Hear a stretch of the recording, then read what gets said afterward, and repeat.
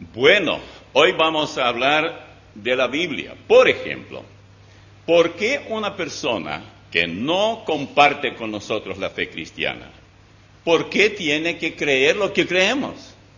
Bueno, un cristiano dirá, porque la Biblia dice, ¿y qué importa la Biblia? Después de todo, cada religión tiene su libro, el Islam tiene el Corán, los budistas tienen su libro, los hindúes tienen el suyo, católicos romanos tienen sus tradiciones, etc. ¿Por qué ustedes me dicen que yo tengo que creer en la Biblia y que solo ustedes tienen la razón? No, no solo nosotros tenemos la razón, la Biblia es la palabra de Dios y de eso vamos a hablar hoy. ¿Por qué yo creo que la Biblia es la palabra de Dios y es digna de fe? Es decir, yo tengo que creer porque la Biblia es de verdad la palabra de Dios. Usted no puede decir, bueno, por supuesto que la Biblia es la palabra de Dios, siempre lo creáis, sí, yo sé que es así y a mí nadie me discute. Eso no sirve para ninguna discusión. Usted tiene que demostrar que la Biblia es la palabra de Dios. Vamos a tocar algunos puntos que para algunos tal vez va a ser un poco difícil de entender, porque vamos a entrar un poco en algunos aspectos científicos, porque nosotros entramos también con mucha frecuencia y discutimos la cuestión de la Biblia. Los que más fácilmente aceptan que la Biblia es la palabra de Dios por la fe, sin cuestionar, no hay nada de malo en cuestionar, pero por eso nuestro deber es convencer a los que cuestionan con sobrada razón. Los que más fácilmente aceptan son las personas de menos educación, las personas que son catedráticos, que son, como dicen aquí, muy letrados. Entonces, si es letrado, hay que tener mucho cuidado porque ellos saben mucho de cosas, es decir, en cualquiera de las especialidades, puede ser medicina, puede ser abogacía, puede ser arquitectura, puede ser tantas cosas, y han estudiado y todo esto, y muchos de ellos especialmente versados en historia antigua, y dicen, no, si esto siempre ha sido de la misma manera. Biblia. Lo primero, cantamos, Santa Biblia para mí, eres un tesoro aquí. La letra es muy buena, la melodía muy pegajosa, no hay ningún problema. Pero ¿qué es lo que estamos tratando de decir con eso? Bueno, que para nosotros la Biblia es el libro más importante. Podemos no leer tantos otros libros, pero la Biblia sí. El nombre Biblia se remonta al río Nilo en el antiguo Egipto, allá cerca de Beirut, la actual capital del Líbano, y se encuentran las ruinas de, Biblios o Biblos, y la que fuera justamente la principal ciudad fenicia y un destacado puerto marítimo durante el siglo II de Cristo, es decir, después de Cristo. De acuerdo con la historia popular, entre los años 75 al año 100 de la era cristiana, tuvo lugar un concilio en Jamia que determinó el canon del Antiguo Testamento. Cuando decimos canon, cuáles son los libros que hay que recibirlos, hay que aceptarlos como sagrados, como marcados, inspirados por el Espíritu Santo. Eso es todo. El Nuevo Testamento tuvo lugar después del año 325. La fe cristiana dejó, de estar fuera de la ley.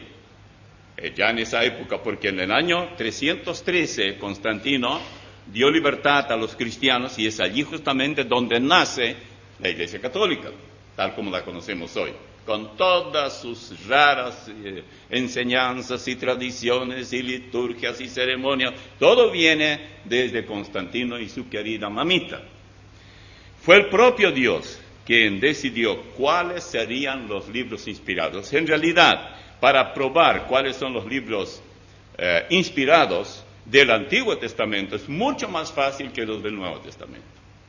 ¿Por qué digo esto? Porque si ustedes leen, por ejemplo, le voy a dar algunas citas bíblicas, pocas, en Romanos 3, ustedes se encuentran con la declaración del apóstol Pablo que compara a los gentiles con los judíos y dice ¿Qué ventaja tiene pues el judío? ¿O de qué aprovecha la circuncisión? Es decir, el judaísmo propiamente dicho. Mucho en todas maneras. Él contesta. Primero, ciertamente que les ha sido confiada la palabra de Dios. ¿Dónde Dios confió a ellos su palabra? Vayan a Deuteronomio 17, versículos 18 al 20 y vean lo que dice allí. Deuteronomio 17. Y vamos a leer del 18 al 20. Habla aquí del rey y dice así. Y cuando se siente sobre el trono, Dios dice, de su reino, entonces escribirá para sí un libro, una copia de esta ley, del original, que está al cuidado de los sacerdotes levitas, y lo tendrá consigo y leerá en él todos los días de su vida, para que aprenda a temer a Jehová, su Dios, para guardar todas las palabras de la ley y estos estatutos para ponerlos por obra. Noten por favor el versículo 18. Tenían que tomar una copia del original, hacer una copia del original para el rey. ¿Dónde estaba esa copia? Bueno, dice, cuando se siente sobre el trono de su reino, escribirá para sí un libro, una copia del libro de esta ley, del original. Y luego dice, está a cuidado de los sacerdotes y levitas.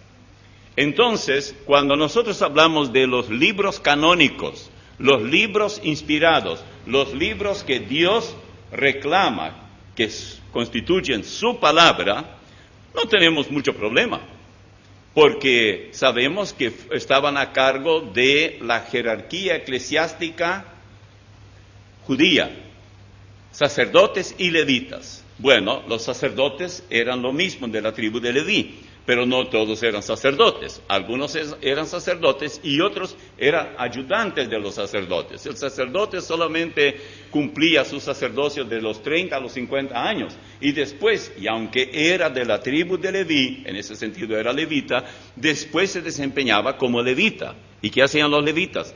Preparaban todas las ofrendas, mataban los animales y hacían todas esas cosas. El sacerdote intercedía por el pueblo. Y su ministerio duraba solo 20 años. Y de ahí terminaba. Pero ellos, la tribu de Leví, tenía a su cargo el cuidado del canon sagrado. Así que, por ese lado, no tenemos ningún problema para entender. Podemos decir con absoluta seguridad que la Biblia es la palabra inspirada, es infalible, inspirada por Dios. No solo porque declara el apóstol Pablo. Por ejemplo, en 2 Timoteo 3:16, casi todo el mundo, o la gran mayoría de los hermanos saben de memoria. Toda la Escritura es inspirada por Dios y útil para enseñar, para redarguir, para corregir, para instruir en justicia, a fin de que el hombre de Dios sea perfecto, enteramente preparado para toda buena obra. Todo es lo que dice. Bueno, pero usted no va a convencer a nadie con esto, porque hay demasiados cristianos que no están preparados para toda buena obra, más bien actúan toda mala obra. Entonces esto no es argumento, por lo menos no es suficiente. Pero vamos a ver algunas cosas que la Biblia se coloca por encima de cualquier otro libro, literatura o lo que fuera. Primero, su unidad. Y aunque se estima que fue escrita por 36 o 40 autores diferentes en un periodo de 1500 años, en 3 lenguajes, el hebreo, el arameo y el griego, no hay discrepancia. Nadie vivió 1500 años, o sea, la misma persona. Así que durante 1500 años escribió uno, luego escribió otro. Muchos de ellos nunca se conocieron. Muchos de ellos no sabían lo que ya se había escrito. Pero Dios tomó a la persona, le inspiró, y eso se demuestra por la misma Biblia. No es que yo lo creo así. Sí, yo también lo creo. Pero yo no solamente me baso en lo que yo creo porque no tengo otra alternativa. Eso es lo que se enseña en la palabra de Dios. Entonces, durante este tiempo de 1500 años, en diferentes lugares, diferentes personas escribieron. Algunos eran agricultores, otros eran monarcas, otros eran generales, otros eran apóstoles, hay de toda clase, gente muy educada, tales como Daniel, por ejemplo, y otros también como él, una muy alta educación que estaban en el palacio del rey allá en Babilonia. Así que es posible que habiendo entre, digamos, 36 a 40 autores diferentes, que haya perfecta armonía y no se contradigan. Luego veremos un poco más de esto. ¿Qué ocurre? Ni bien colocamos un libro apócrifo, no reconocido como inspirado, inmediatamente hay cortocircuito, hay choque, hay contradicción. Y este es uno de los medios para poder saber cuáles son inspirados y cuáles no. Pero vamos a ver algunas cosas sobre su exactitud científica, porque muchos dicen, pero la Biblia ahora ya no sirve más porque la ciencia. No, es al revés, la ciencia se inclina ante la Biblia, no la Biblia ante la ciencia. Lo que ocurre es que los científicos no usan los términos que están en la Biblia y cosas que hace 200, 300 años, recién ahora, allí a la vuelta de la esquina, la ciencia ha descubierto cuando la Biblia miles de años antes lo ha dicho con absoluta precisión. Escuchen esto, por ejemplo. Vamos a hablar un poco sobre lo que se denomina la definición del ciclo hidrológico. Por eso dije que algunas palabras, pero vamos a aclarar para que todos podamos entender. En Job, capítulo 36, versículos 27 y 28, dice, Él, habla de Dios, Él atrae las gotas de las aguas al transformarse el vapor en lluvia, la cual destila las nubes, goteando en abundancia sobre los hombres. Todo lo que usted tiene que preguntarse es, ¿por qué llueve? ¿Cómo es que llueve? ¿Cómo es que hay nubes? ¿Cómo ocurre esto?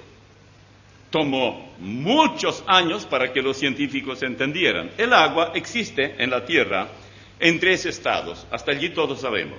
Sólido, como el hielo, nieve también, líquido y gaseoso.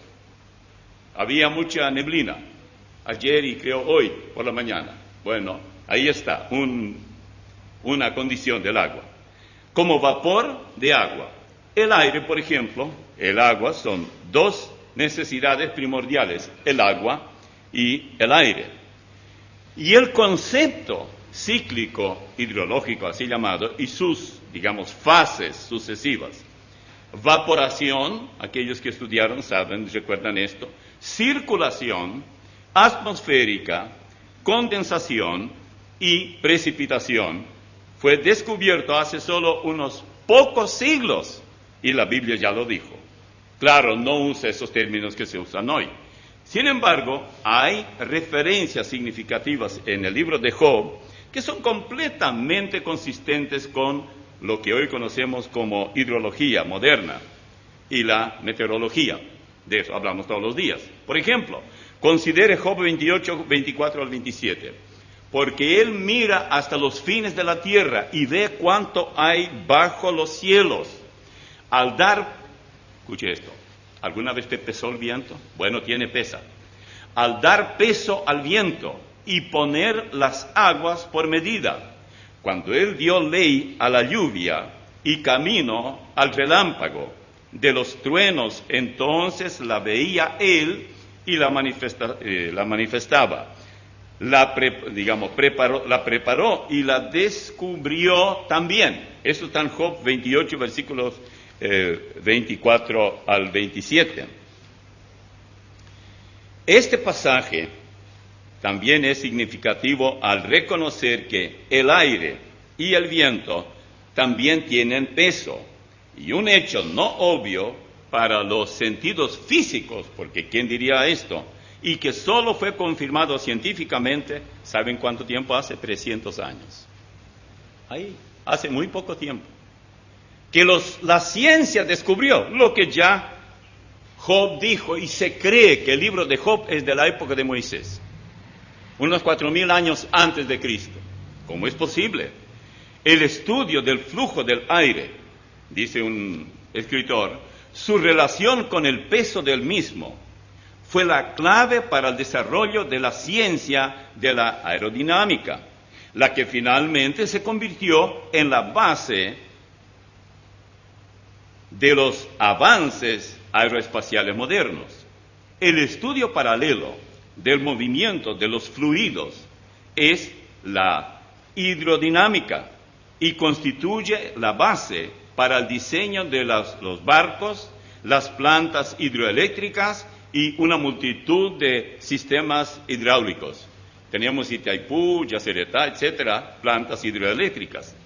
La indicación en este pasaje de Job, dice este autor, que existe un paralelo entre el comportamiento del aire y el agua, fue reconocido apenas a finales del siglo XIX, cuando la ciencia de la aerodinámica y la hidrodinámica se combinaron en el estudio de la dinámica de los fluidos. Esta ciencia clave abarca el comportamiento de todos los fluidos, incluyendo el fenómeno de las reservas del petróleo, gas natural y sus usos. Todo esto es conocido para nosotros, pero a nadie se le ocurre ver que en la Biblia, o por lo menos a muy pocos, ya había habló de esto hace miles de años. Ahora, ¿cómo se llevó a cabo todo esto? El agua pesa mucho más que el aire. Esto lo sabemos. Entonces, ¿cómo se sostiene, digamos, en el aire el agua? Bueno, permítame explicarle lo que dice la Biblia. Y aquí ya vamos a Job 36, 27 y 28. Él atrae las gotas de las aguas al transformarse el vapor en lluvia, la cual destilan las nubes goteando en abundancia sobre los hombres. Esto está en Job 36, 27 y 28. Pero, amigo Job, ¿de dónde sabías esto? ¿No fuiste a ninguna universidad de Harvard o ahí tal vez en Londres o algo así? Y gracias a la energía solar, el agua se convierte en vapor.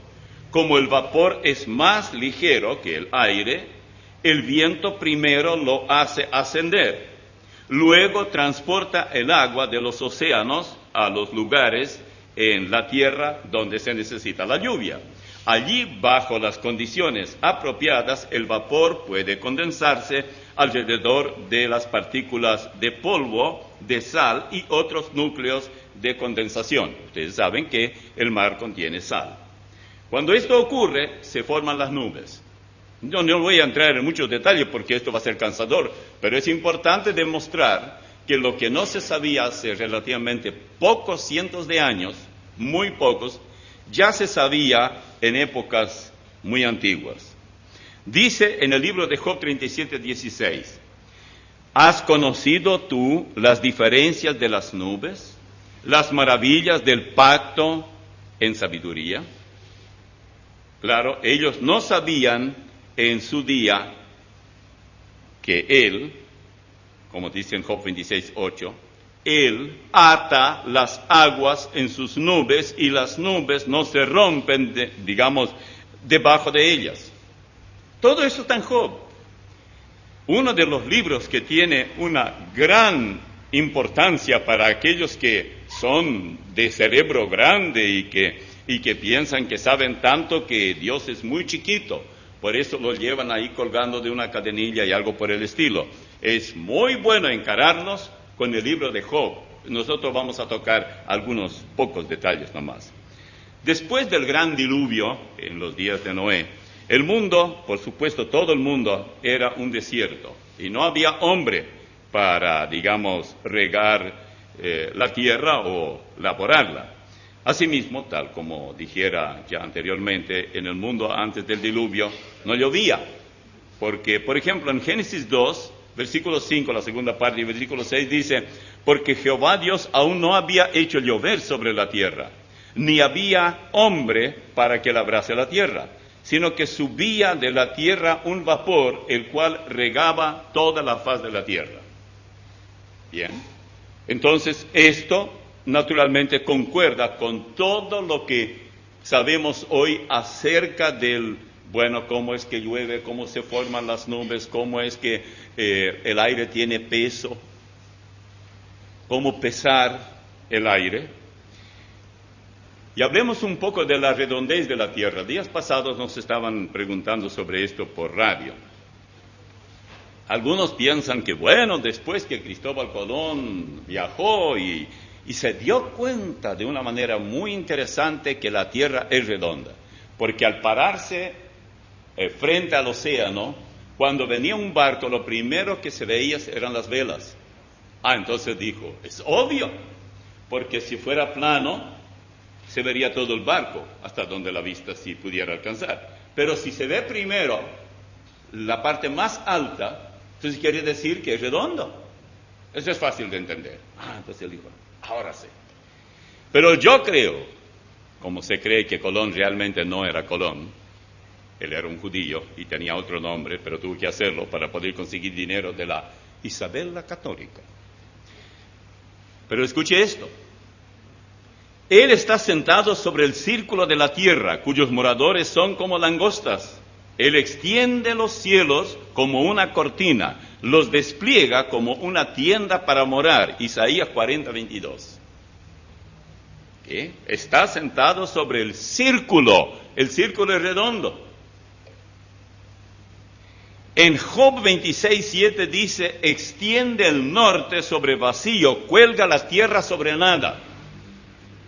Apenas si vamos a la escuela secundaria ya nos enseñan que la tierra gira sobre un eje imaginario, cuelga sobre nada. Pero eso es, Job ya lo dijo, Job 26, versículo 7. En Job 38 habla del movimiento de la luz, que es algo muy reciente. En el capítulo 38, versículos 19 y 20 del libro de Job 38, ¿por dónde va el camino a la habitación de la luz? ¿Y dónde está el lugar de las tinieblas para que las lleves a sus límites y entiendas las sendas de su casa? Un autor dice, la forma más fundamental de energía es la luz.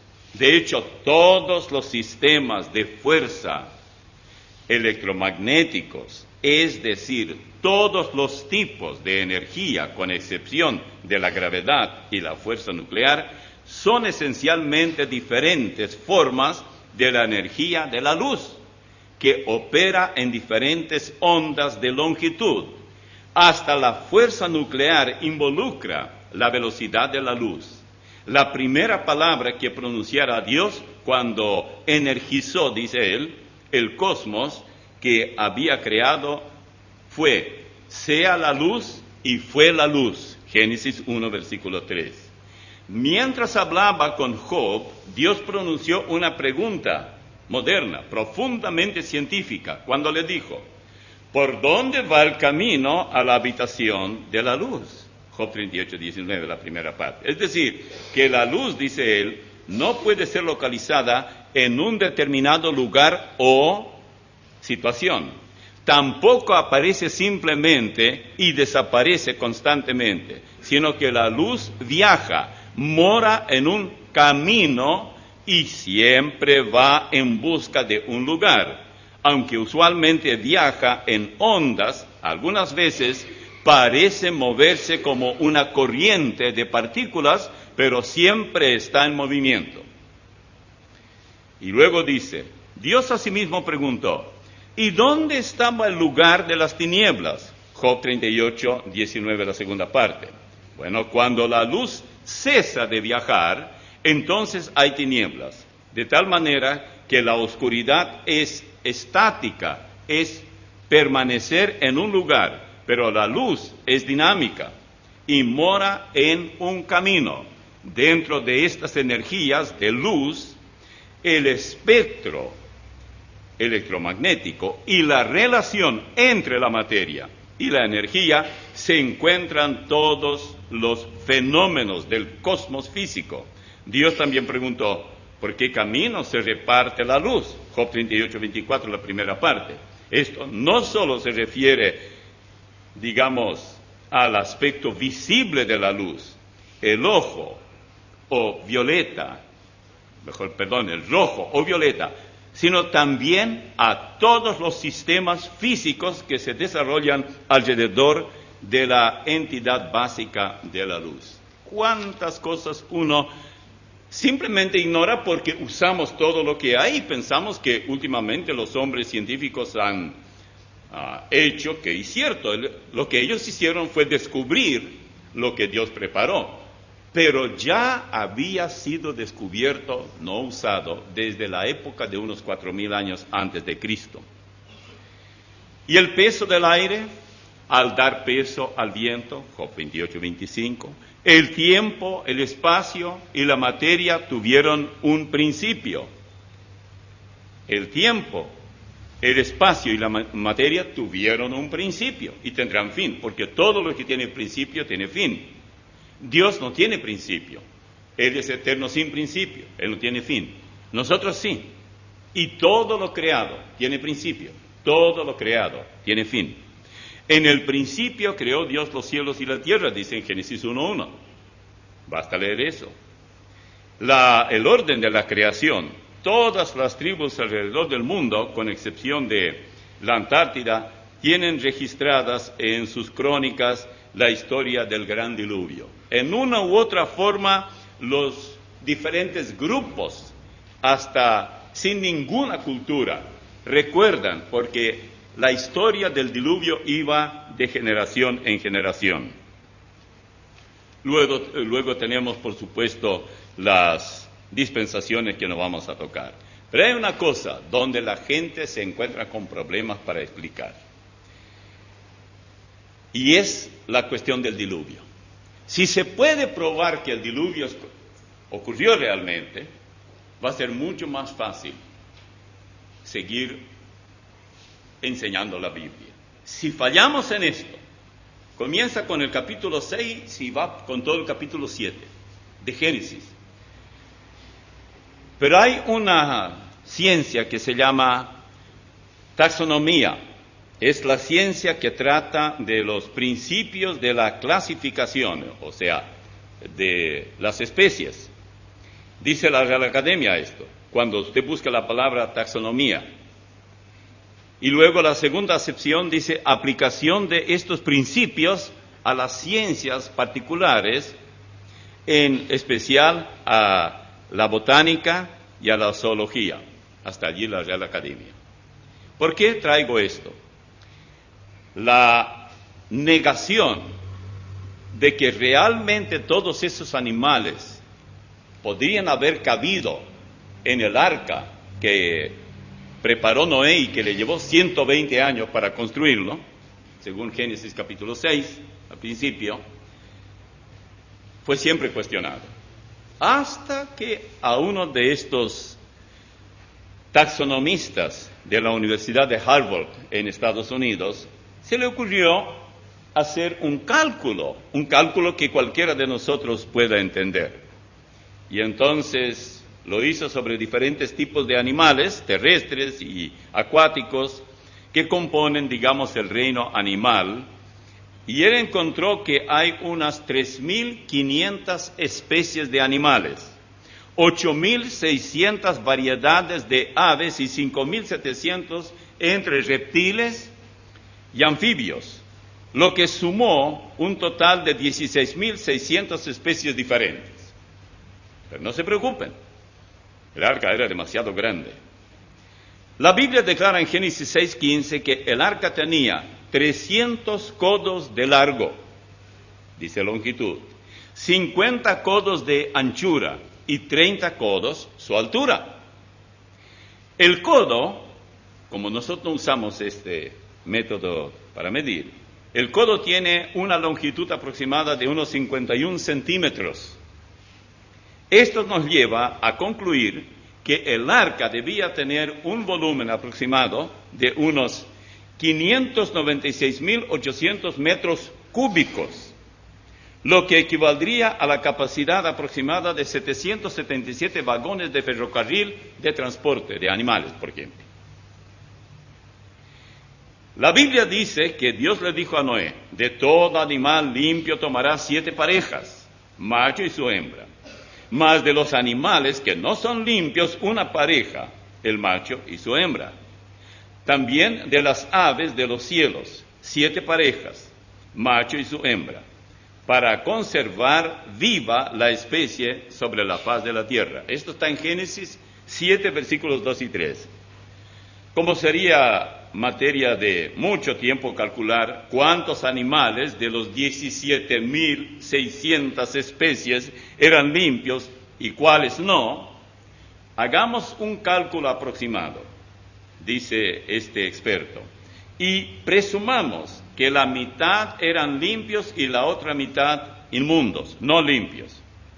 Esto nos daría un total de 79.200 animales. Y supongamos que el tamaño promedio, escuche bien, de esos animales corresponde a una oveja, porque como hay elefantes y hay también mosquitos, hay muy grandes y muy chicos, y vamos a tener un promedio de una oveja, lo que sin duda me parece a mí bastante justo, teniendo en cuenta que gran cantidad de esos reptiles, anfibios, aves y mamíferos tienen muy pequeño tamaño. Ahora, sabemos además que un vagón tiene capacidad, de los que estamos hablando, para transportar 240 ovejas.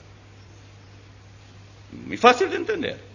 Conociendo esto, es fácil calcular que se necesitan 330 vagones para transportar 79.600 animales, lo que vendría a ser un 43% del volumen de la capacidad que se le calculó al arca, que como ya dijera, era igual al de 777 vagones.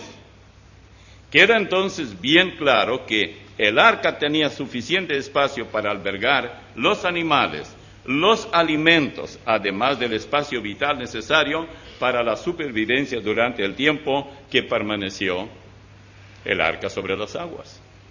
O sea, lo que ocurre es que cuando alguien ataca y dice, no, ¿qué cree usted que en el arca cupo tantos animales y todo? No solamente esto.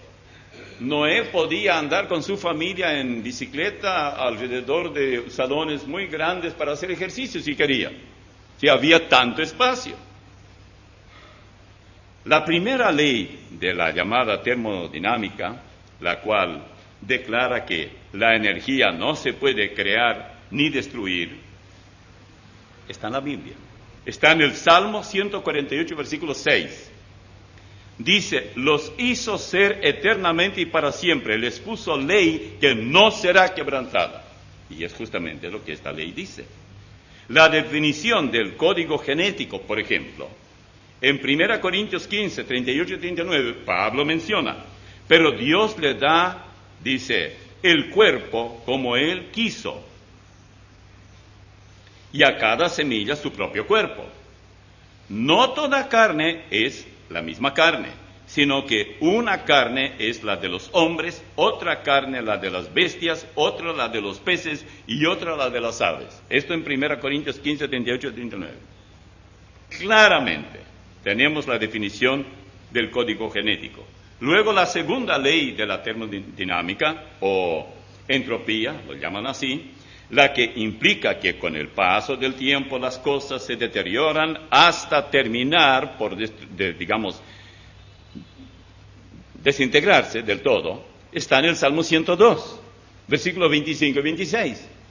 Todos son cosas que los catedráticos enseñan y dicen, uy, esto es lo que nosotros acabamos de descubrir. Falta que un alumno por allí diga, no, yo escuché eso en la Iglesia Bíblica Misionera que dicen a ver, Salmo 102.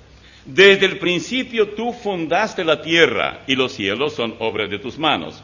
Ellos perecerán, mas tú permanecerás, y todos ellos como una vestidura se envejecerán, como un vestido los mudarás, y serán mudados. ¿De qué estábamos hablando? ¿Qué dije recién? No importa, no se preocupe que lo voy a repetir. La segunda ley de la termodinámica o entropía dice que la que implica, en otras palabras, que con el paso del tiempo las cosas se deterioran hasta terminar por desintegrarse. Y entonces el versículo del Salmo 102, 25, 26, desde el principio tú fundaste la tierra y los cielos son obra de tus manos. Ellos perecerán, mas tú permanecerás. ¿Cuándo escribió el Salmo el salmista? Más o menos 1000 años o poco menos antes de Cristo. Luego tenemos lo que se llaman las corrientes en los océanos. En Isaías 43, 16, y eso también es un nuevo descubrimiento. Así dice Jehová, el que abre camino en el mar y senda en las aguas impetuosas. ¿Quién hablaba de camino en el mar? Todo lo que hay hoy es que le dan nombres más sofisticados, más adaptados para, científicamente hablando. Pero en términos bastante científicos y mucho más accesibles, ya está esto en el en Isaías 43, 16. ¿Y qué en cuanto a la arqueología? Son incontables las ruinas desenterradas que dan fe a la infalibilidad de la Biblia. Voy a mencionar algunos casos. Casos que la arqueología descubrió. Esto sirve para los que conocen la Biblia, pues yo no voy a leer los textos.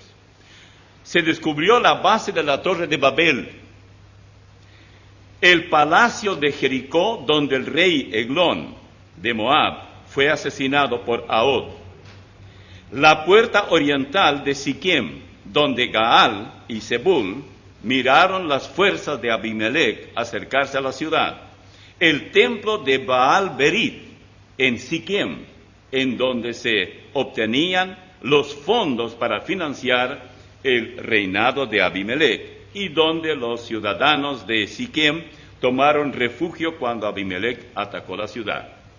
El estanque de Gabaón, donde las fuerzas de David y también de Isboset luchaban por el reino de Israel. El estanque de Esbón, mencionado también en Cantares 7:4. El palacio real de Samaria, donde vivían los reyes de Israel, o sea, de la parte norte del reinado norte. El estanque de Samaria, donde la carroza del rey Acab fue lavada después de su muerte. Ustedes saben cómo murió él.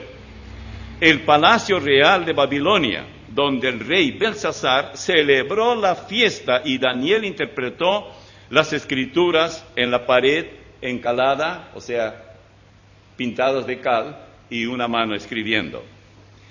El palacio real en Susa, en donde Esther reinó junto al rey persa Asuero. La puerta real en Susa, en donde se sentaba Mardoqueo, el primo de Esther. La plaza enfrente de la puerta real en Susa, donde Mardoqueo se encontró con Atac, uno de los eunucos de Asuero. Los cimientos de la sinagoga de Capernaum, donde Jesús curó a un hombre que tenía un espíritu inmundo. La casa de Pedro en Capernaum, donde Jesús sanó a la suegra de Pedro. El pozo de Jacob, y ahí sigue. Estos son hallazgos por los arqueólogos y que están en la Biblia. Pero aquí en cuanto a las profecías, si hay algo que me fascina, es la profecía, o las profecías cumplidas.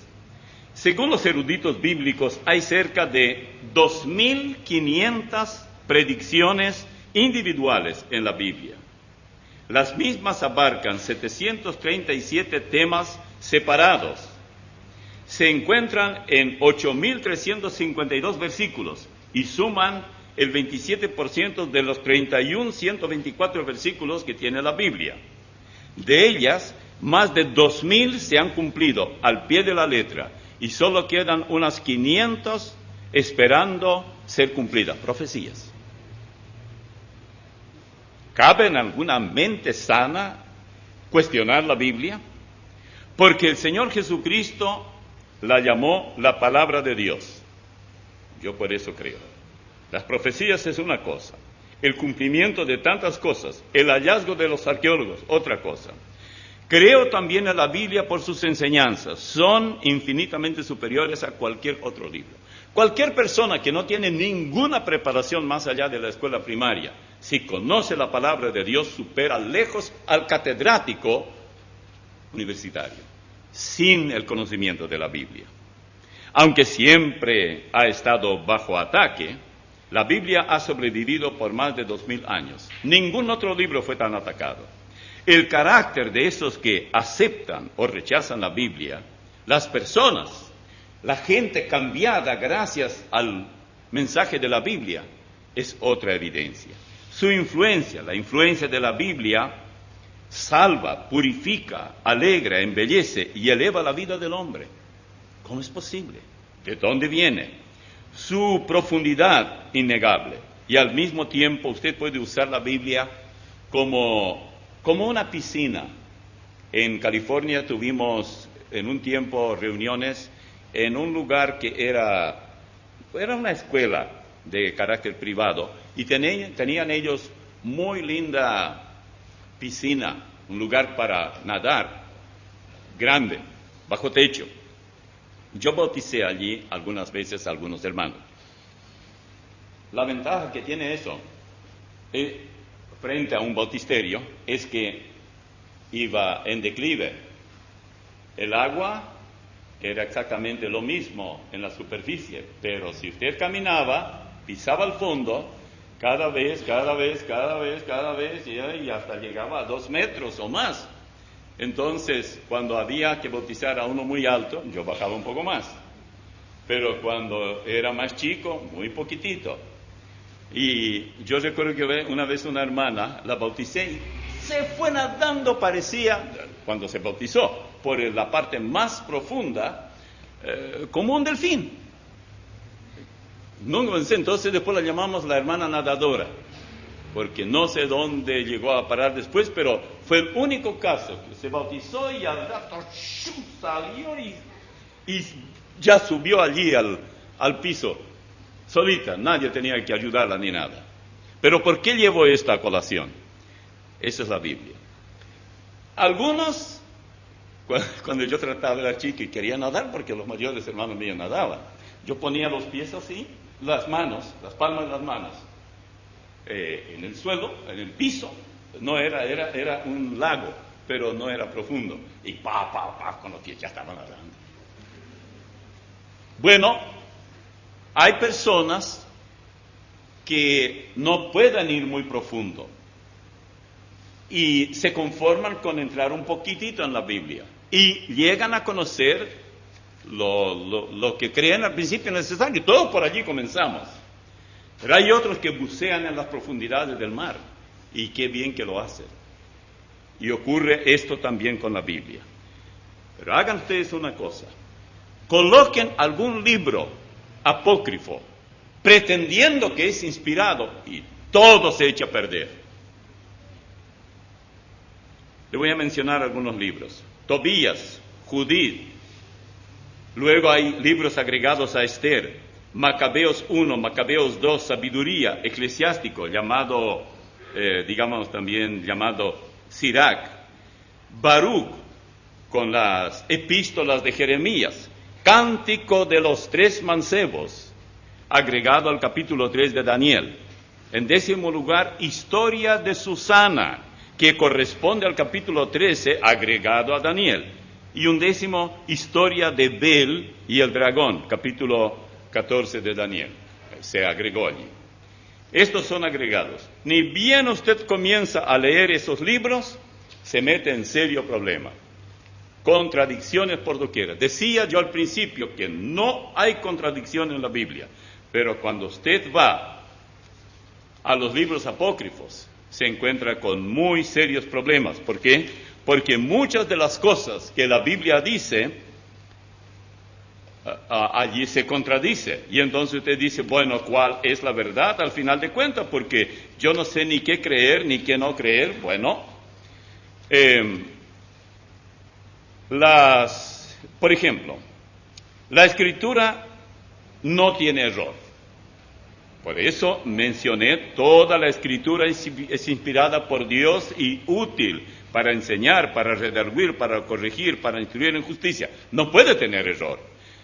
Cuando a veces en los libros canónicos aparece como que hay error, pero se explica en otro pasaje. Entonces la persona que comienza a leer la Biblia dice, no, aquí hay un error. y daría la impresión, pero no es error. Se le ayuda y la persona entiende. En el segundo, toda la escritura es inspirada por Dios y útil para enseñar, para redarguir, para instruir en justicia, a fin de que el hombre de Dios sea perfecto, enteramente preparado para toda buena obra. En el segundo libro de Macabeos, no busquen en su Biblia, pues no van a encontrar. Capítulo 15, versículos 38 y 39, el escritor pide perdón, como si hubiera equivocado su relato. Es decir, Dios se disculpa con nosotros, dice, perdónenme, hijos míos, porque me falló la memoria. Escuchen bien lo que dice. Tal fue la historia de Nicanor. Ahora no confundan a este Nicanor con otro que ustedes conocen. Y como desde aquellos días la ciudad ha estado en posesión de los hebreos, daré aquí fin a mi narración. Si está bien y como conviene a la narración histórica, eso quisiera yo. Dios dice esto. Pero si imperfecta y mediocre, perdóneseme. Biblia Católica de Nácar y Colunga. Dios pidiendo perdón por si el trabajo del libro de Macabeos es mediocre e imperfecto. El sexto mandamiento dice, no matarás, Éxodo 20, versículo 13. El suicidio es también quitarse la vida. Segundo Macabeos 14, 41 al 43, se elogia el suicidio. Oiga esto, ustedes si quieren anotar, anoten la cita y después vean en su Biblia la otra. Estaba la tropa a punto de apoderarse de la torre de su casa, forzando la puerta de entrada, y dada ya la orden de prenderle fuego, Arrazias, estando para ser apresado, se echó sobre su espada, prefiriendo morir noblemente antes de caer en manos de criminales y recibir ultrajes indignos de su nobleza. Mas como a causa de la precipitación no hubiera acertado a matarse y la tropa invadiera ya la casa, resueltamente corrió al muro y virtualmente se arrojó encima de la tropa. También Nácar y Colunga. O sea, se alaba el suicidio. El Señor Jesucristo dijo, por ejemplo, en Mateo 22:30, que los ángeles ni se casan ni se dan en casamiento. Eso está claro. Dice el libro de Tobías, así. Salió Tobías a buscar un hombre que conociera la ruta y fuera con él a Media. En saliendo encontró a Rafael, el ángel parado ante él, pero no sabía que era un ángel de Dios. Tobit le dijo, ¿querrías decirme, hermano, a qué familia y tribu perteneces? Le respondió el ángel, ¿qué puede importar mi tribu? Tobit insistió, me gustaría, hermano, saber con seguridad tu tribu y nombre. Respondió el ángel, yo soy Azarías, hijo del gran Ananías, uno de tus hermanos. Y la Biblia enfáticamente dice que sin derramamiento de sangre no hay remisión de pecado. La sangre de Jesucristo, su Hijo, nos limpia de todo pecado. Si confesamos nuestros pecados, Él es fiel y justo a perdonar nuestros pecados y limpiarnos de toda maldad. Según el libro de Tobías, si se dan limosnas, es posible alcanzar la salvación. Allá en Tobías, capítulo 12, versículos 8 y 9. Estas contradicciones ustedes van a encontrar por montones, ni bien entran en los libros apócrifos. Entonces, resumiendo, ¿por qué debo creer en la Biblia? ¿Por qué debo creer que es de origen divino? Le voy a dar unas cuantas razones, tenga un poco de paciencia y ya vamos a terminar. Yo sé que es un poco pesado esto porque hay que cocinar mucho. 1, por la forma como se escribió, más de 40 autores de las más variadas clases durante 1500 años, Muchos de ellos nunca se conocieron, ni supieron de lo que ya se había escrito. 2, por la cantidad de idiomas a los que se ha traducido, hasta donde sabemos, más de 2.500 idiomas, ya la Biblia ha sido traducida. No toda, pero en algunos casos, por ejemplo, algún evangelio. 3, por la forma como ha sobrevivido, habiendo sido tan combatida, primero por la Roma pagana, los emperadores, luego por la Roma católica romana, por los papas, y finalmente por los comunistas. ¿Cómo se empeñaron en destruirla? Todo lo que lograron es que hay más Biblias ahora que nunca antes. 4, por la perfecta armonía que existe entre los 66 libros. Esto nos muestra claramente que hay una sola mente que escribió la Biblia. Es la mente divina. Así es fácil tener armonía. Pero Él usó a diferentes hombres.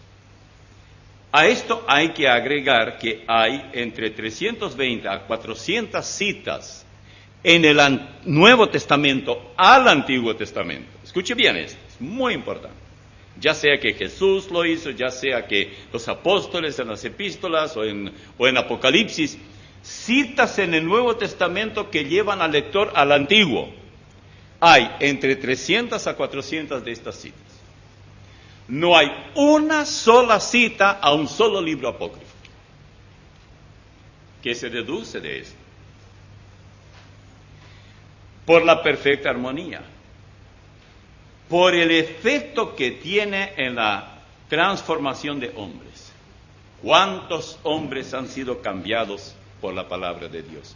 ¿Cuántos han ido a la muerte por causa de Cristo? Ese libro ha cambiado países enteros. Por sus profecías, incluso milenarias, y que se han cumplido al pie de la letra. Ninguna religión tiene profecías, tienen de todo, menos profecías. Solamente en el cristianismo. Las tantas religiones tienen misticismo, ocultismo, supersticiones, brujerías, pero no profecías. ¿Y qué es profecía? Profecía es historia por adelantado.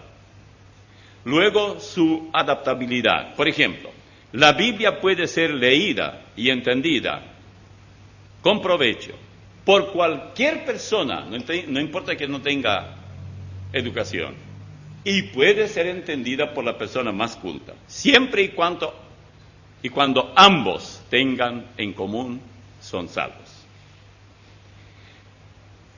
La Biblia es el libro que uno nunca termina de leer. Usted lee un libro y lo deja. Después dice, ay, ese libro era muy interesante, voy a volver a leerlo, y lo lee de nuevo. La Biblia la leemos 20 veces, 30 veces, 40 veces, nunca terminamos.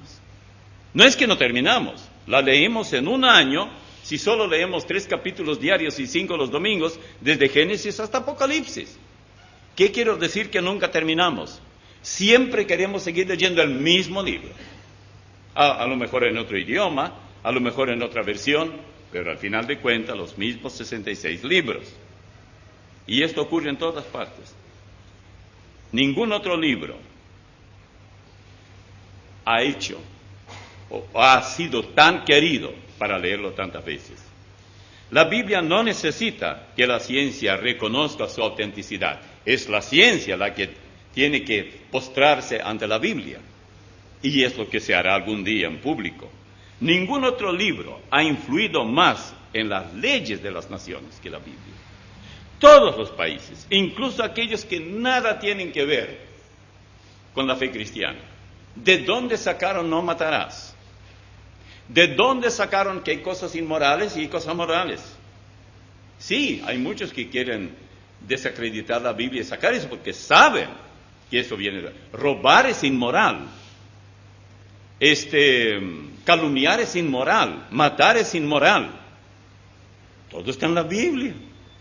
Ni bien comienza la Biblia, ya en el libro de Éxodo tenemos todos los mandamientos. Hay más de 600 mandamientos en el Pentateuco, en la Biblia, para cumplirlos. La Biblia puede que sea el libro más antiguo, tiene miles de años, pero se adapta para la vida del hombre moderno de hoy, como lo fue siempre. El cielo y la tierra pasarán, pero mis palabras no pasarán, dijo Jesús. Las palabras de Mao Zedong, yo vi su librito, tengo por ahí en mi biblioteca, chiquito librito, los dichos de Mao Zedong, de Trotsky, de los bolcheviques y de Fidel Castro y de tantos otros. Todo esto se hace ceniza muy pronto, pero la Biblia permanece, siempre sigue en adelante, y no hay cultura que no la lea. ¿Por qué? Porque la Biblia cambia vidas, ofrece esperanza, transforma el ser humano, eleva la cultura, eleva la nobleza, eleva el arte, el verdadero arte, porque está también la distorsión del arte. Hombres importantes, como por ejemplo George Washington, el primer presidente norteamericano, solía decir esto: es imposible gobernar correctamente al mundo sin Dios y sin la Biblia. Qué bueno sería que aquí en el Palacio López alguien diga esto, ¿no? Y lo haga. John Quincy Adams era el 6º presidente de Estados Unidos. Él dijo: tan grande es mi veneración por la Biblia que entre más temprano mis hijos comiencen a leerla, más confiado me sentiré en mi esperanza de que serán ciudadanos útiles y su país, y miembros respetables en la sociedad. Charles Dickens, famoso escritor inglés, afirmaba: el Nuevo Testamento es el mejor libro que haya habido o que habrá jamás en el mundo. Andrew Jackson, 7º presidente de Estados Unidos, declaró: señores, ese libro, la Biblia, es la roca sobre la cual descansa nuestra república. ¿Y la nuestra? Acá, en Oima. Abraham Lincoln. Él era el número 16 de los presidentes de Estados Unidos de América. Creo que la Biblia es el mejor regalo que Dios le haya dado al hombre. Todo lo bueno del Salvador del mundo se nos comunica a nosotros a través de este libro. Si usted es más sabio que Lincoln, deje la Biblia a un lado. Horace Greeley, famoso periodista norteamericano y fundador del Partido Republicano, afirmaba: es imposible esclavizar mental o socialmente a las personas que leen la Biblia. Los principios de la Biblia son el fundamento de la libertad humana. Esta es la razón por qué los comunistas persiguen tanto la Biblia. No se los puede tener esclavizados. Esta es la razón por qué los católicos romanos no quieren que usted lea, porque solo ellos tienen la autorización para explicársela. Porque una vez que usted lee la Biblia es un desertor y se vuelve a Cristo, dando la espalda al romanismo. William Wilson, presidente número 28 de Estados Unidos: yo le pido a cada hombre y mujer en esta audiencia que a partir de este día conozcan que parte del destino de Estados Unidos yace en la lectura cuidadosa de este gran libro, la Biblia. Douglas MacArthur, general norteamericano: créanme, nunca pasa un día en que yo me sienta tan cansado para no leer la palabra de Dios antes de irme a la cama. Este me condena a mí, porque yo sí voy a dormir sin leer, porque me siento muy cansado. Herbert Hoover, presidente número 31 de Estados Unidos: la entera inspiración de nuestra civilización se deriva de las enseñanzas de Cristo y de las lecciones de los profetas. Leer la Biblia para estos fundamentos es una necesidad de la vida norteamericana. David Eisenhower, presidente número 34 de Estados Unidos, dijo: leer la Biblia es tomar un viaje a una tierra buena en donde el espíritu se fortalece y se renueva la fe. Sir Isaac Newton, descubridor de la gravedad y por lo tanto padre de los modernos vuelos espaciales, él dijo: considero que las escrituras de Dios son la filosofía más sublime. Encuentro más marcas seguras de autoridad en la Biblia que en cualquier historia profana. Hace diferencia entre Biblia y la historia profana. Thomas Jefferson, tercer presidente de Estados Unidos. La lectura cuidadosa y persistente del sagrado volumen hará mejores ciudadanos, mejores padres, mejores maridos. Esposas, díganle eso a su marido. Luego, esta advertencia. Este libro causa adicción. Su uso regular ocasiona la pérdida de la ansiedad, la disminución del deseo de mentir, de estafar, de robar, de sentir odio y de inclinarse ante imágenes. Usted va a perder esto. Si le parece mucha pérdida, no lea la Biblia. Síntomas. Aumenta la sensación de amor, de paz, de gozo y de compasión. Y termino con estas 7 maravillas del mundo. La maravilla de su formación. Estas son las maravillas de la Biblia.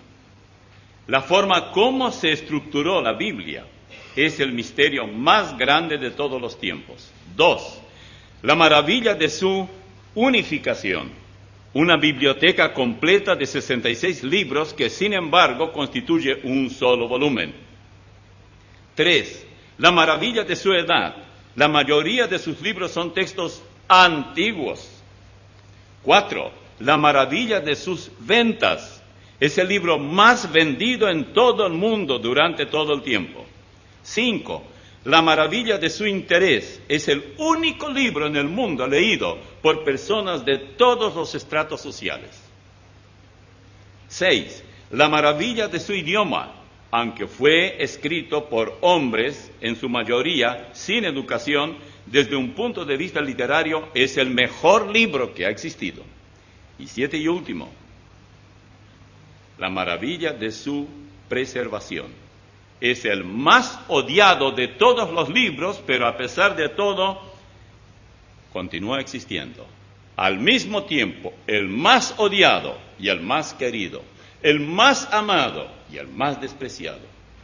¿Cómo puede ser, señores, este asunto de la Biblia? Oremos. Padre, te damos gracias. Es maravillosa tu palabra y pedimos que tú permitas que este libro, que ha transformado nuestra vida, pero tantas otras vidas arruinadas por los vicios y todo tipo de pecado, no encuentran salida, están en un callejón sin salida y no saben por dónde tomar. Que sepan que la sola lectura de tu palabra puede señalarles el derrotero correcto, puede señalarles la puerta de salida para una vez y por todas obtener completa libertad. Piensan que son libres, pero son esclavos del pecado, porque no te conocen como Salvador personal. Pedimos esto y agradecemos por tu palabra en el nombre de Jesús. Amén. Evenu Shalom Aleichem, paz para todos ustedes. Bienvenidos a su programa Historia del Futuro, una nueva edición, porque para Dios el futuro es historia. Una vez más les saludamos desde la República del Ecuador, desde la capital del país, la ciudad de Quito, visitando la Iglesia Bautista Betania, que sirve como lugar, como reducto desde el cual estamos emitiendo esta señal, agradeciendo con todo el corazón al eterno Dios único y también a mi amado amigo y consiervo en la fe, el pastor Arturo Norero, quien dirige con excelencia, eficacia y para la gloria de Dios esta iglesia, que les da este aplauso de bienvenida. Muy buenas tardes.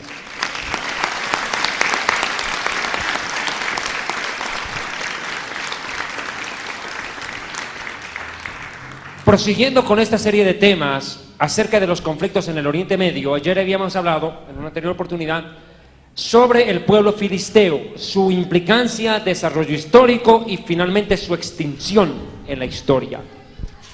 Pero hoy por hoy el mundo vive aterrorizado con un nivel de terrorismo de un nivel impresionante.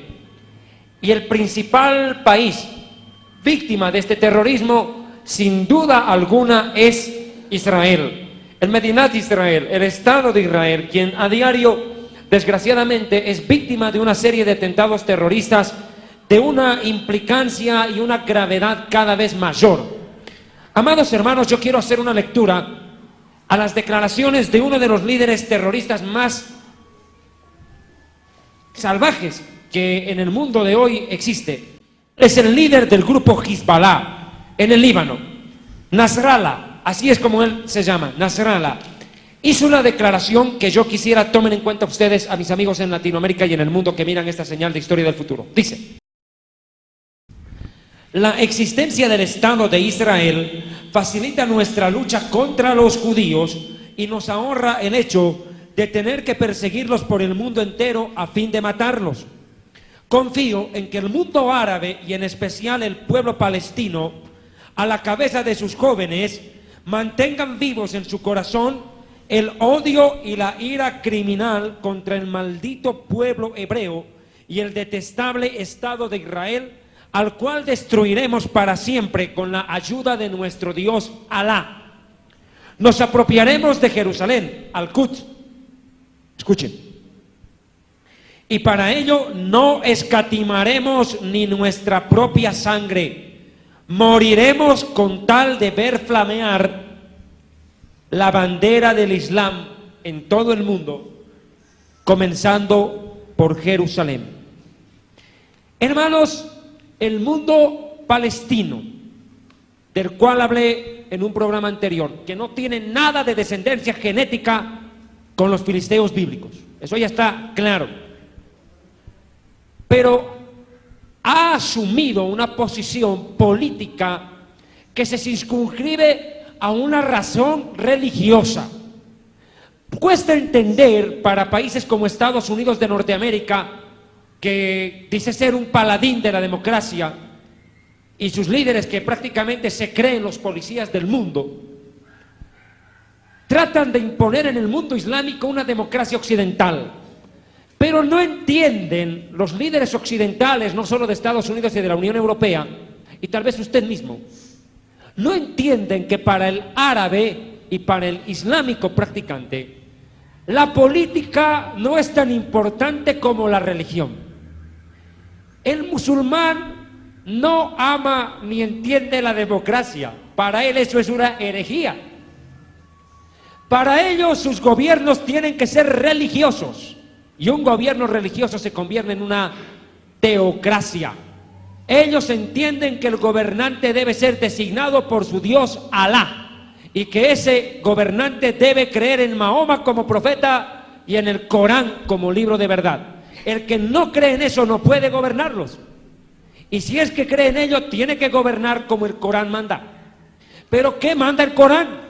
¿Por qué tanto conflicto religioso en el mundo si precisamente la religión debería traer paz? Esa es la pregunta. La religión musulmana está enfrentada hoy en día no solo a la religión judía o al pueblo judío. Veremos que a lo largo de la historia el Corán también hizo declaraciones tremendas sobre el cristianismo, y hoy en día en la cachemira entre India y Pakistán no son musulmanes y judíos los que se enfrentan, sino musulmanes e hinduistas, para demostrar que la pelea de los musulmanes por conquistar el mundo con su religión no se circunscribe a destruir a Israel, sino a abarcar el mundo entero. Miren, hermanos, yo entiendo algo claro de la declaración de Nasrallah. Para ellos la desaparición de Israel es la razón de su existencia al momento. Mientras no conquisten y hagan desaparecer a Israel, sentirán que su Dios y su religión y su fe no son lo suficientemente fuertes como ellos creen. Hermanos, en el Oriente Medio, quiero que me comprendan esto, el 99% de la tierra la poseen los árabes. 99% de la tierra está en manos árabes. Solo el 1% de ese territorio lo tiene Israel. Y ahora puede entender semejante guerra. 99% contra 1. Rompe las leyes de la lógica más básica. Entienda que una astilla es muy pequeñita, pero Israel es una astilla en el ojo del mundo musulmán. Y una astilla en el ojo molesta, hace lagrimear y hace doler. Para ellos Israel es una astilla en sus ojos. Y los musulmanes están dispuestos, los grupos terroristas del Oriente Medio, más claro, prefiero usar ese término, grupos terroristas del Oriente Medio, están dispuestos no a quitarse la astilla del ojo, no, ellos están dispuestos a arrancarse el ojo con tal de sacarse la astilla. Para ellos morir matando, y más aún si es a un judío, vale doble. Es una entrada directa al paraíso. Morir matando les da la posibilidad de acceder, en el caso de los varones, a 70 mujeres vírgenes. El paraíso. La gloria. Y en la tierra quedar considerado como un santo ante sus congéneres y sus cofeligreses. Convertirse en un santo. Un alguien digno de imitar, porque fue capaz de morir matando por amor a su Dios. Hermanos, Israel ha escuchado declaraciones terribles, terribles, que ponen en tela de juicio el derecho a existir del pueblo hebreo por parte de los líderes islámicos. Vamos a detener un tanto las imágenes para que los hermanos atiendan a la explicación, y cuando fuere necesario seré yo mismo quien me vea en la necesidad de pedir las imágenes. Amados hermanos, el mundo árabe, y en especial sus líderes más radicales, tienen un objetivo: conquistar Jerusalén, la ciudad sagrada, sí, pero más allá de eso, es acabar con el pueblo judío. Una declaración que a mí me sorprende es la que hizo en alguna oportunidad el anterior presidente árabe de la República Árabe de Túnez. Me refiero a Habib Bourguiba, que dijo: la única manera de destruir a Israel es por medio de la paz y del engaño, no escatimaremos. O Hosni Mubarak, actual presidente egipcio, dijo: todo acuerdo de paz con Israel se caerá cuando los ataquemos por sorpresa. Imagínense. O Amin al-Hudwawi, ministro de Defensa de Egipto, dijo: la guerra con Israel es una certeza y estamos listos. Ellos son el enemigo a destruir. Nunca habrá paz con los judíos. Nunca. Ellos son judíos y por tanto son basura. Imagínense. O, por ejemplo, una declaración en Cairo, Egipto, en 1994, líder de la OLP, uno de los líderes, Farouk Kadumi: todo el mundo debería saber que nunca renunciaremos ni a un solo grano de arena en favor de Israel. No descansaremos hasta que aniquilemos a Israel. O por ejemplo esta, de Yasser Arafat: musulmanes, estoy seguro que Israel al final será destruido y que sus ciudades serán para botín, y Jerusalén por fin será nuestra, solo nuestra, y ella será la capital de nuestro anhelado Estado palestino. O el rey Hussein, nieto de Abdullah, en 1981 declara: la verdad es que Jordania es Palestina, y Palestina en sí misma es Jordania y no otra. Esto demostrando algo que explicaré más adelante, que Palestina no es otra cosa que Jordania, no es otra cosa que Jordania, porque Estado palestino no existe, ni pueblo palestino. Son jordanos que ahora se llaman palestinos, esos son jordanos.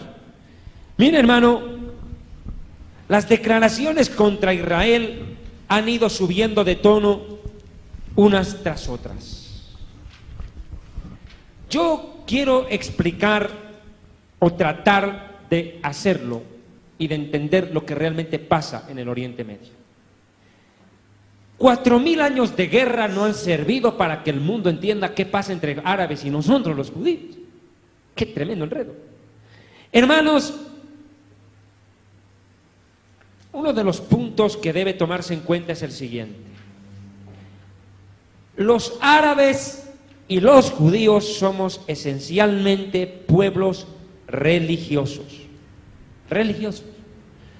Para el árabe más que para el judío inclusive. La vida está en servicio de su Dios Alá, pero no tanto para vivir una vida recta en la tierra, no, sino para tener una muerte gloriosa, para llegar al paraíso que...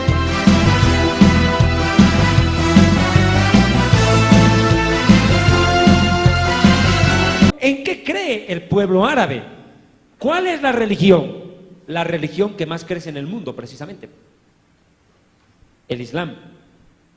La religión islámica ha alcanzado hoy por hoy 1.200 millones de seguidores en el mundo. 1.200 millones de seguidores. Y al paso que va, se calcula que para el año 2020 llegarán prácticamente a ser 2.000 millones de habitantes. Es decir, hoy en día en el mundo hay 6.000 millones. Querrá decir que de 6 personas, 2 serán musulmanas y 2 serán chinos, porque genéticamente el pueblo que más se reproduce es el pueblo chino, pero religiosamente el islámico, el mundo islámico, la religión islámica. No necesariamente, y esto quiero aclararlo, no necesariamente hay que ser árabe para ser islámico. No, porque existen latinoamericanos que se están convirtiendo al Islam al dejar las mentiras y los engaños típicos del catolicismo. Pero el punto es el siguiente. Lo que ocurre es que el Corán como libro religioso se constituye, y voy a pedir un acercamiento, el material más básico de la significa ser musulmán, sumiso, sumiso. Ahora bien, ¿de dónde viene la palabra musulmán? Curiosamente, no surge del Corán, surge de la Biblia. ¿Dónde está en la Biblia eso? En Génesis capítulo 16. 16 del Génesis. En Génesis capítulo 16, y ya lo habíamos explicado en su debido momento en un anterior tema, se habla de Agar la egipcia escapando de la ira y el enojo de Sara, la mujer de Abraham. En Génesis capítulo 16 dice en el verso 9, el ángel del Eterno, el ángel del bendito, se aparece a Agar la egipcia, madre de los ismaelitas o árabes, y le dice: vuélvete a tu señora y ponte sumisa bajo su mano. La palabra sumisa en el árabe es musulmán. Acá le manda a estar bajo la sumisión de Sara, pero ellos lo entienden hoy en día como la sumisión al Dios Alá, del cual hablaré. Si no es en este programa, lo haré en el siguiente, porque es necesario aclarar quién es el Dios de los musulmanes. Hermanos, para mí como judío no es fácil hablar de este tema, más aún porque a veces los radicales seguidores del Islam no comprenden ni aceptan que su religión sea puesta en tela de juicio o rebatida. La pena para quien hace eso es la muerte. La muerte.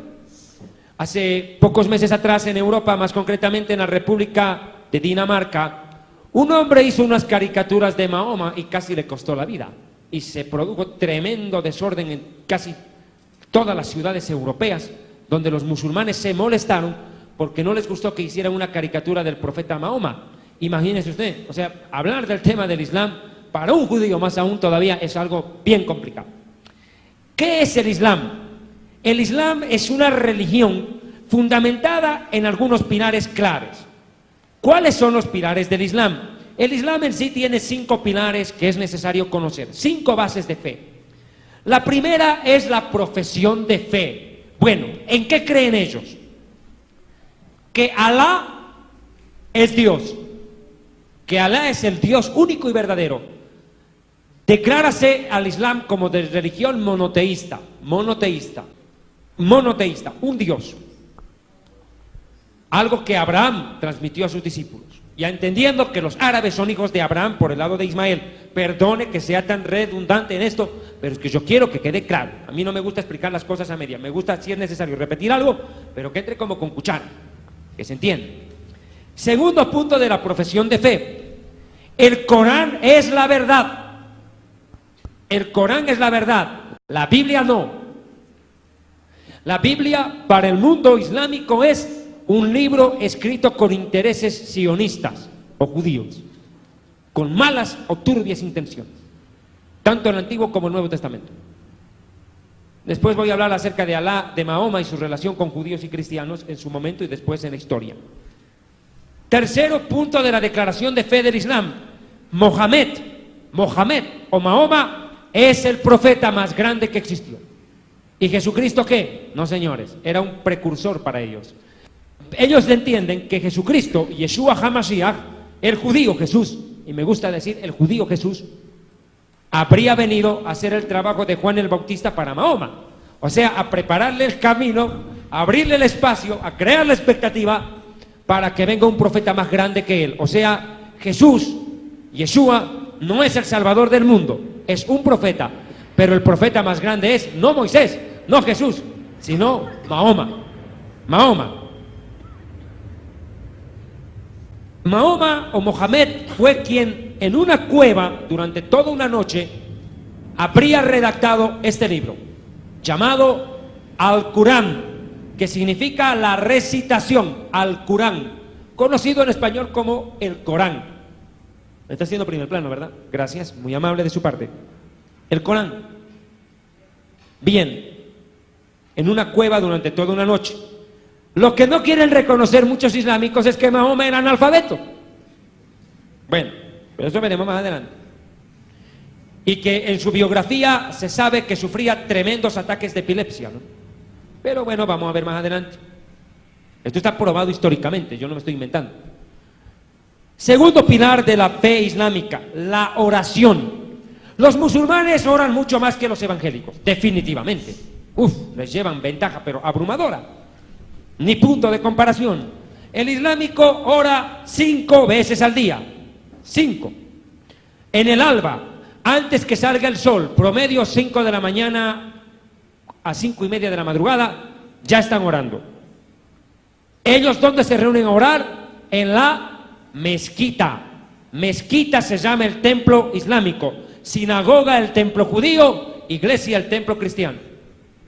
Bueno, la primera oración tiene lugar al alba. La segunda oración al mediodía.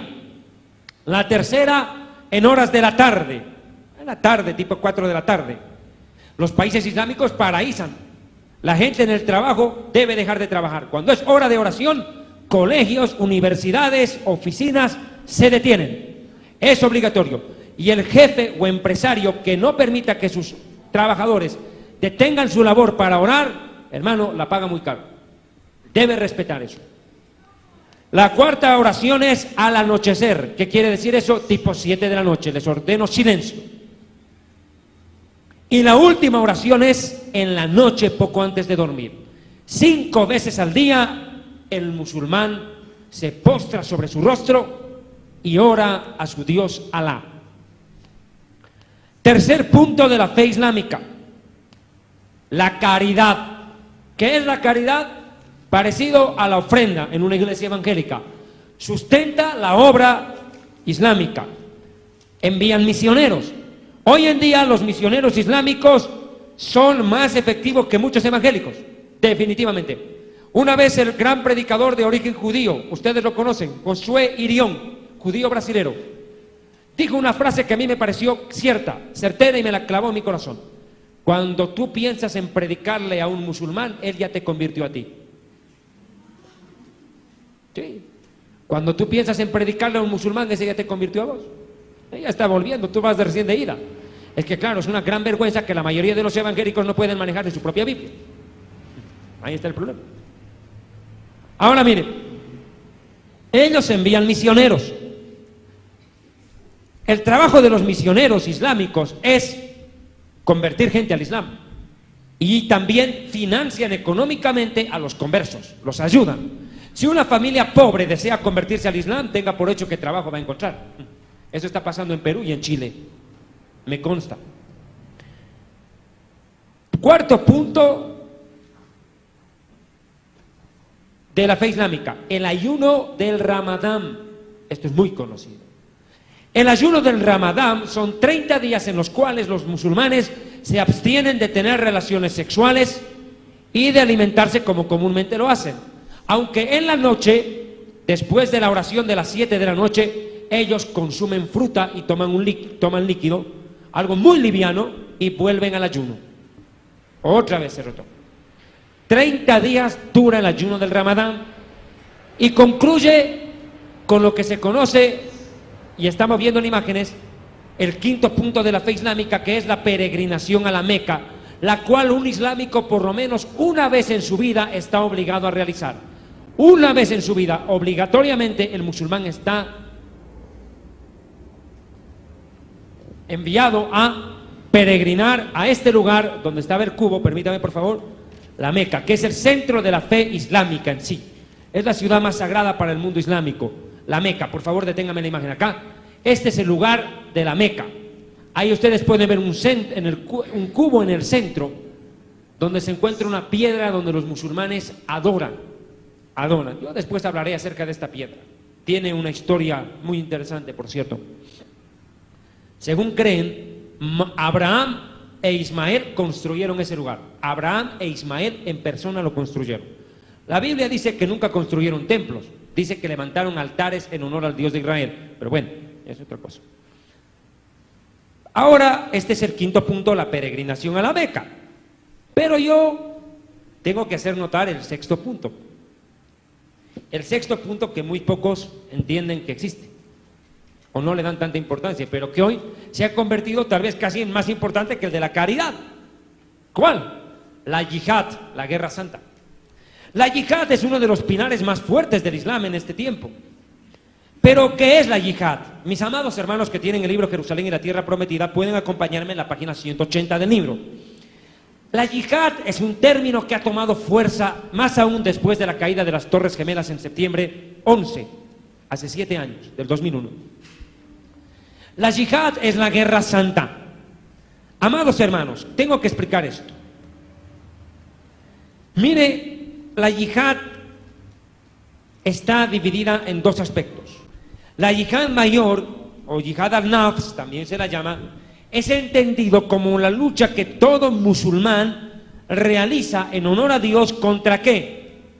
Contra sus malas tendencias espirituales, contra el vicio, la pasión desordenada o la ignorancia.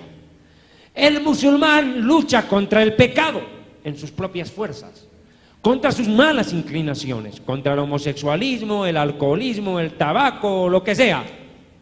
Lucha contra lo que ellos consideran en su ética religiosa malo, réprobo o pecado delante de su Dios. Luchan en sus fuerzas. Aunque claro, nosotros tenemos la dicha de que el Espíritu Santo de Dios, el Ruach HaKodesh, viene a luchar contra el pecado en nuestras vidas cuando reconocemos a Yeshua como Mesías. Eso es la diferencia. El islámico lucha contra la maldad por sí mismo. Hermano, es como el drogadicto que quiere dejar la droga y hace todo lo posible por dejarla, pero siempre termina recayendo. Ese es el problema, es que nadie será fuerte por su propia fuerza, dice la Biblia, nadie. Precisamente eso es para que el hombre reconozca que hay un Dios más poderoso que lo puede ayudar y lo puede salvar, porque ¿qué sentido tendría un salvador si el hombre puede salvarse a sí mismo? Y ahí está el punto. ¿Cuánto dan la gloria a Dios por el Mesías? Amén. Yeshua es el Mesías.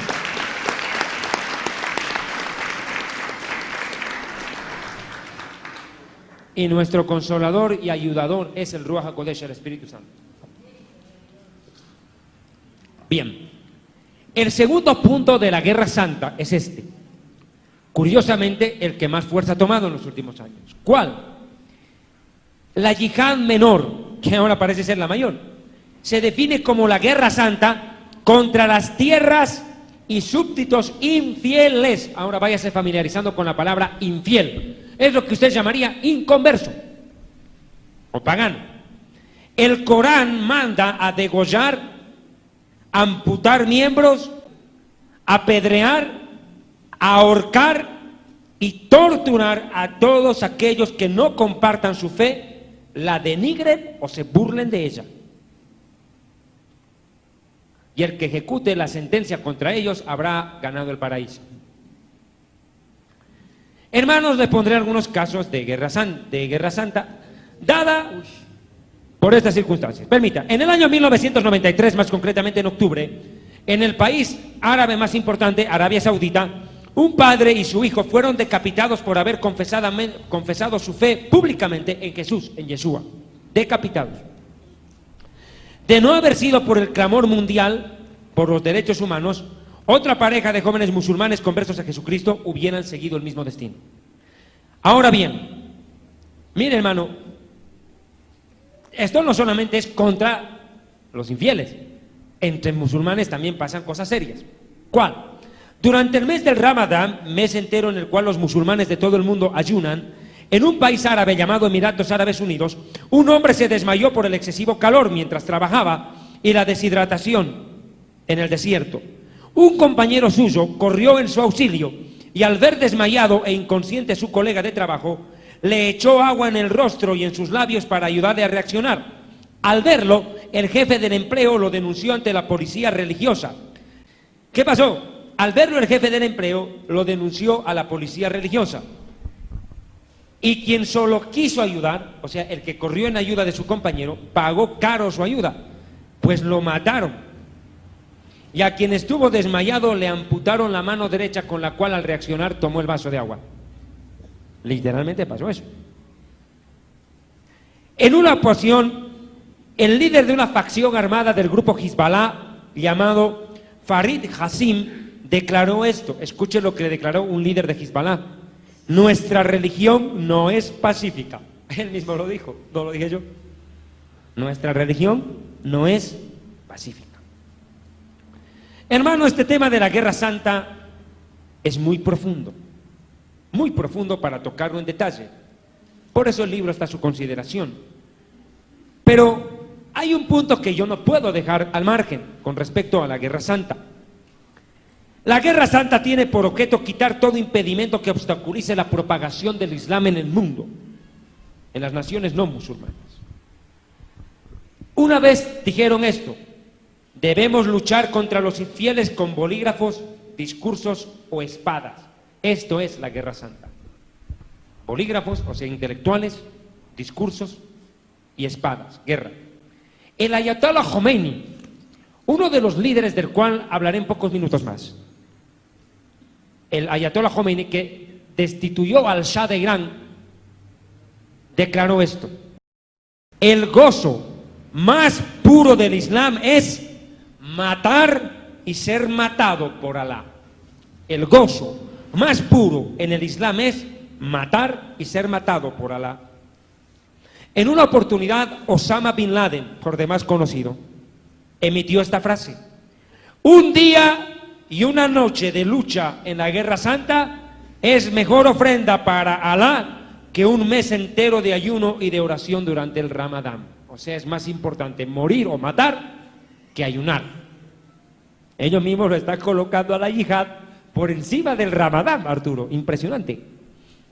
Ahora, escuche lo que declara otro líder fundamentalista. Es que es terrible. Mire esta declaración. Escúchela. La forma más efectiva de orar es matar por Alá. Qué textual la frase. La forma más efectiva de orar es matar por Alá. Yo les pregunto una cosa: ¿cuál es la mejor forma de adorar para ustedes? ¿Qué pregunta? A mí me enseñaron que la mejor forma de adorar a Dios es vivir en santidad. A mí me enseñaron eso. Apartarme del mundo y de la maldad para vivir para Dios. Y vivir para Dios. Amándolo, obedeciéndolo. El mandamiento que nosotros tenemos es: amarás al Señor. Amarás al Señor. Amarlo, es decir, vivir para Él. Pero aquí no se entiende lo mismo. Mire, según ellos, escúcheme, 70 doncellas o jurís vírgenes de ojos oscuros, que son eternamente bellas y vírgenes, enseguida voy a explicar esto, son la recompensa en el cielo para cada creyente que mata o muere por Alá. Mire, hermano, yo quiero que me tome en cuenta esto. Una vez le preguntaron a un líder islámico, imán se los llama a ellos, sería el equivalente a sacerdote, pastor o rabino. Bueno, le preguntaron cómo es posible que el Corán enseñe que 70 mujeres eternamente vírgenes estarán para cada hombre en el paraíso, si la virginidad se la pierde en una noche. Nunca pudo responder. Yo lo dejo ahí en puntos suspensivos. El Corán, en la surra 118, el Corán está dividido no por capítulos sino por surras. En la surra 18, parte final de la página 181 de mi libro, habla de la recompensa para los que mueren matando en la Guerra Santa. Dice: y di, la verdad viene de nuestro Señor, versículo 29, quien crea, que crea quien quiera, quien no quiera, que no crea. Hemos preparado para los impíos un fuego cuyas llamas descrecerán. Si piden socorro, les socorrerá un líquido como el de metal fundido que les abrasará el rostro. Mala bebida y mal lugar de descanso. Quienes en cambio crean y obren bien, No dejaremos de remunerar a quienes se conducen bien. Para ellos están los jardines del Edén, por cuyos bajos fluyen arroyos. Se les adornará allí de brazaletes de oro, se les vestirá de satén y de brocados verdes. Estarán allí reclinados en divanes. ¡Qué agradable recompensa! ¡Y qué bello lugar de descanso! Los divanes eran lugares donde acostumbraban los musulmanes a practicar sus relaciones sexuales con sus harén, ¿no? Ya está claro, buen entendedor, aquí pocas palabras. Pero la Biblia tiene un punto de vista muy diferente al cielo. Si tal vez para el islámico llegar al cielo es un lugar de lujuria y de placer sexual, donde el harén en la tierra es reemplazado por un harén en el cielo. Harén quiere decir muchas mujeres, porque son polígamos los líderes religiosos islámicos, en su gran mayoría, y el Corán dice que un hombre puede y tiene derecho a 4 mujeres y las puede mantener. La Biblia no enseña eso. A mí en la Biblia me enseña que en el cielo no se casan ni se dan en casamiento. Nadie va a vivir en pareja, o sea que allá en el cielo no van a tener suegras. Por eso es paraíso, pues. De lo contrario sería infierno, pues. Oye, allá tu esposa va a ser tu hermana. Mire, entonces allá es un lugar de adoración a Dios. No es un lugar de promiscuidad. Ahora mire, Mahoma en el siglo VII dijo esto. Mohamed dijo: las espadas en la guerra santa contra los enemigos e infieles al Islam son la llave para entrar en el paraíso. ¿Qué tal? Hoy en día, la palabra espada yo la tendría que transformar en bomba o revólveres. Entonces, las bombas en la Guerra Santa son las llaves para entrar al paraíso. Ahora puede entender por qué tanta gente muere matando en el Islam. Y no solo es eso, que a ellos los recompensan, lo digo una vez más, en el cielo, sino que sus familiares que quedan en la tierra, después de que un niño, un joven, un hombre, una mujer, con una bomba en el cuerpo amarrada, se mete y muere matando judíos, por ejemplo, esa familia va a ser reconocida como héroes nacionales. La persona que muere, reconocido como un santo nacional, digno de venerar y de imitar. Y en tercer lugar, reciben una pues jugosa recompensa económica. Recompensa o premio terrenal, fuera del que supuestamente recibe en lo celestial, por haber muerto matando judíos, que es a quienes más buscan matarnos, ¿no? Mire, el ayatollah Khomeini hizo declaraciones terribles que uno no puede pasar de alto. Los gobiernos del mundo, dijo el ayatollah Khomeini, deben entender que el Islam nunca será derrotado. El Islam vencerá en cada rincón del mundo, y el Corán y el Islam someterán al mundo para Alá. Mientras los evangélicos se llenan la boca alabando de boca para afuera y no de corazón en la mayoría de sus casos, gritando eslogans que dicen el mundo para Cristo cuando su propia nación está a punto de aprobar el aborto, el islámico muere matando por expandir su religión. Increíble. No hay contrapeso. No hay contrapeso. Arafat dijo: cuanto más personas mueran en la yihad, en la guerra santa, más fuertes seremos. Otro dijo: Allahu Akbar. Voy a explicar esta frase. Exportaremos nuestra revolución, dijo el ayatollah Khomeini, por todo el mundo hasta que el clamor Allahu Akbar, Allahu Akbar, gloria a Alá, resuene por toda la tierra. Ahora voy a explicar eso. Hermanos, esta declaración Allahu Akbar, muchos creen que significa esto: Alá es grande, Alá es grande. No, no significa eso. Eso es lo que creen, pero no es así. Significa Alá es más grande. ¿Y qué tiene que ver eso? Mucho, pues, mijito, mucho. Porque están diciendo Alá es más grande que el Dios de la Biblia. De ahí viene la palabra, pues, Guadalquivir.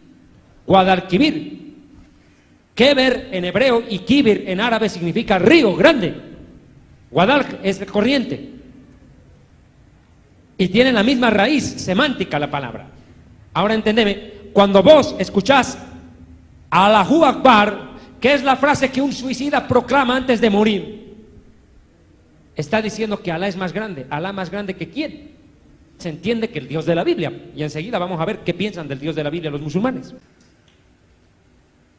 El judío declara Shema Israel Adonai Eloheinu Adonai Echad. Escucha Israel, el Señor nuestro Dios uno es. El cristiano proclamaría antes de morir: Señor Jesucristo, tú eres mi Señor y mi Salvador. ¿Y qué declara el musulmán? Allahu Akbar, Alá es más grande. Mire, es tan corto a veces el tiempo, yo ya estoy a punto de acabar la prédica ya. ¿Qué dicen los musulmanes de su guerra santa propiamente contra judíos y cristianos? Leeré lo que declararon en cierta oportunidad. En el día de reposo mataremos al judío y el domingo mataremos al cristiano. ¿Qué dicen el imán Al-Aqsar Sheikh Muhammad Sayyid Tatawi en abril del 2002? Escuche, los sionistas, los judíos y los cruzados cristianos son los enemigos de Alá. Estos son descendientes de monos y puercos. Son la escoria de la raza humana, las ratas del mundo, los violadores de los pactos y acuerdos, y son los asesinos de los profetas. Sí, son descendientes de puercos y monos. ¿De dónde viene esto? De una declaración que está en el mismo Corán. En la surra 98 del Corán dice: judíos y cristianos irán al infierno porque son lo peor de la creación. Ahora vea, mire, y en la surra 98 verso 6 añade: los que no crean en Alá como Dios, Mahoma como profeta y Corán como libro de revelación, es decir, judíos como cristianos, estarán eternamente en el fuego del infierno, pues son lo peor de la creación. Textual. Hay muchas cosas que yo podría explicar de esto. Por ejemplo, ¿de dónde viene la creencia de que los judíos somos monos y los cristianos son cerdos? De una declaración que está en la surra 2 del Corán, al comenzar el Corán prácticamente. Dice la surra 2 en el versículo 65: sabéis perfectamente, dice Mahoma, quiénes de vosotros violaron el sábado, es decir, judíos. Les dijimos: convertíos en monos repugnantes, sed monos, despreciados y rechazados. Según este pasaje coránico, los judíos fueron convertidos en monos como castigo divino por violar el día de reposo.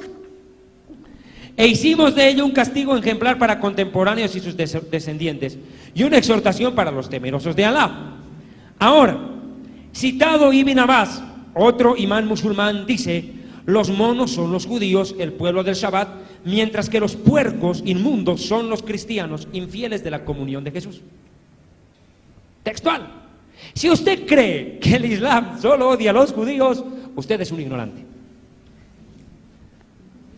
Y tendrá que reconocerlo. Es un problema. Mire lo que dice la surra 3 del Corán. Surra 3 del Corán. Escuche lo que leeré rápidamente. Desde el verso 18 en adelante, saltando algunos pasajes por la prisa. Dice: estoy en la página 186 del libro. Todo estoy sacando del material. Por eso este material es bueno. Le va a ayudar. Alá atestigua, y con él los ángeles y los hombres dotados de ciencia, que no hay más Dios que Alá, que vela por la equidad. No hay más Dios que Él, poderoso y sabio. Ciertamente la religión para Alá es el Islam. Aquellos a quienes se les dio la escritura, es decir, judíos y cristianos, que existieron desde antes que el Islam y Mahoma, no se opusieron unos a otros por rebeldía mutua. O sea que judíos y cristianos son cuates contra el Islam, eso está diciendo, sino después de haber recibido ciencia. Quien no cree en los signos de Alá, Alá es rápido en ajustar cuentas. Verso 51, surra 3 del Corán: creyentes musulmanes, no toméis nunca como amigos a los judíos ni a los cristianos, pues estos son amigos unos de otros. Quien de ustedes trabe amistad con uno de ellos, se hace uno con ellos, y Alá no guía al pueblo perverso. Creyentes, no toméis como amigos a quienes, habiendo recibido la escritura antes que ustedes, es decir, judíos y cristianos, toman vuestra religión a burla y a juego, ni tampoco toméis a las infieles. Gente de escritura, judíos y cristianos, es que no tenéis más motivo para censurarnos que el que creamos en Alá y en la revelación hecha a nosotros y a los que nos precedieron, y que la mayoría de ustedes sois unos perversos. Imagínate, aquí está la declaración, ¿cuándo es que los cristianos se vuelven cerdos? Escuchen, las Surras 3:60. Di, los que Alá ha maldecido, escuche, los que han incurrido en su ira, los que Él ha convertido en monos, hablando de judíos, y de cerdos, cristianos, los que han servido a los demonios, estos son los que se encuentran en situación peor y son los más extraviados del camino recto. Sí, los infieles, los judíos, los sabeos y los cristianos serán lanzados al fuego eterno. Textual, no hay dónde perderse. Son declaraciones contundentes extraídas del Corán.